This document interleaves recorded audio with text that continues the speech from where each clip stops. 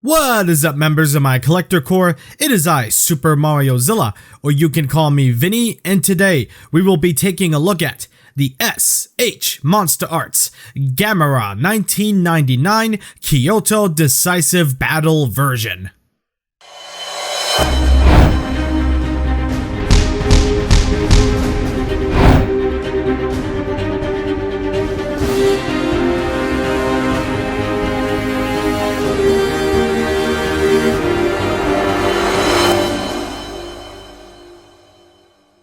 So there was already a 1999 version of Gamera released, but that release was an epic failure. But here comes this new version, a part of the Decisive Battle series, going up for pre-order with a price around $130.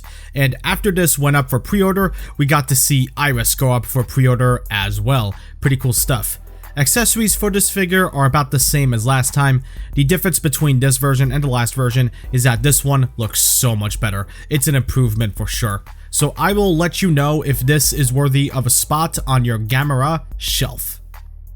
Like I said, it's no contest between this version and the original version.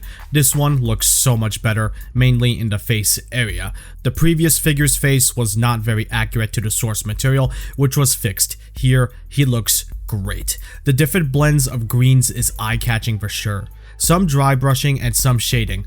And I really dig the different finishes between the skin and both parts of his shell. It looks really good. Gamera's face, again, looks awesome. The eyes are hard to notice, but when you see them, they look pretty cool. The glossy finish and the turquoise green is a great touch. The teeth are okay, nothing wrong with them, thank God, but nothing amazing either. The mixture of different textures and finishes really does the figure wonders. The way the front of the shell is painted, chef's kiss. Mwah. And the sculpt is a rocky, rough texture on Gamera's skin. The amount of detail worked into those areas is impressive. The spikes on Gamera's arms and legs feature a gradient effect. The back of Gamera's shell is all trashed and cracked. Admittedly, maybe some dry brushing could have been added, but that's a nitpick. It looks great. The crackles and the bumps really make the back of the shell pop. Gamera looks awesome, and the sculpt and paint do wonders for the figure's presence. So the figure passes with flying colors. Alright, Gamera is not the most posable figure out there because of his design. I mean, what they did what they could, so I'm not faulting Bandai. I mean, maybe we could have gotten some more range in some parts, but yeah, it's understandable why Gamera is not exactly the most posable. I mean, you could pose him, it's still possible. It's just, you know, he's going to be more limited compared to other kaiju like Godzilla. But let's go over it. So, his jaw is on a hinge. Open and close.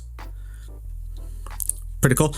There's a ball joint here in the head and there in the neck. So in total, Gamera can look this high up. And he can look this far down, which is really good, and of course he can look side to side. It's a ball joint. Arms, there's a ball joint here, so he has some pretty decent range, so he can open up for a hug, do all that stuff. There's also a ball joint here in the elbow part and here in the hand. So pretty good range in the arms for Gamera. Legs. Here's where I think we could have had more range. Now maybe I'm not using it right, so if I'm not, feel free to correct me in the comments. Legs are on the ball joint, but they don't really like to move.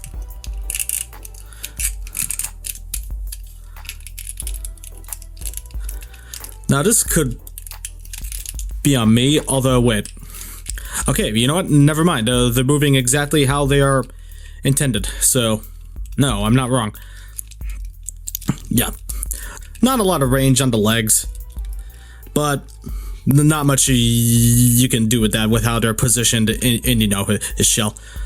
So, yeah, this is all we get. Which, again, is not the fault of Gamera or Bandai. Knees are on ball joints. And ankles are also on ball joints, so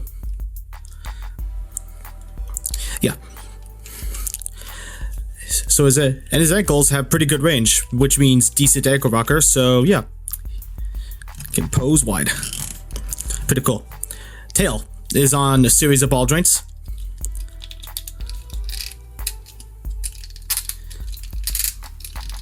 Yep.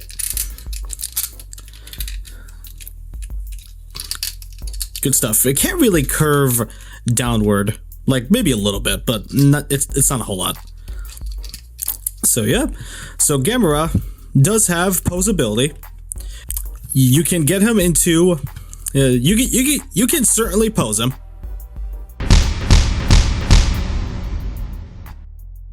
The thing is though, is that Gamera's articulation again is not as top notch as Godzilla or some other kaiju, but again, that's not Gamera's fault.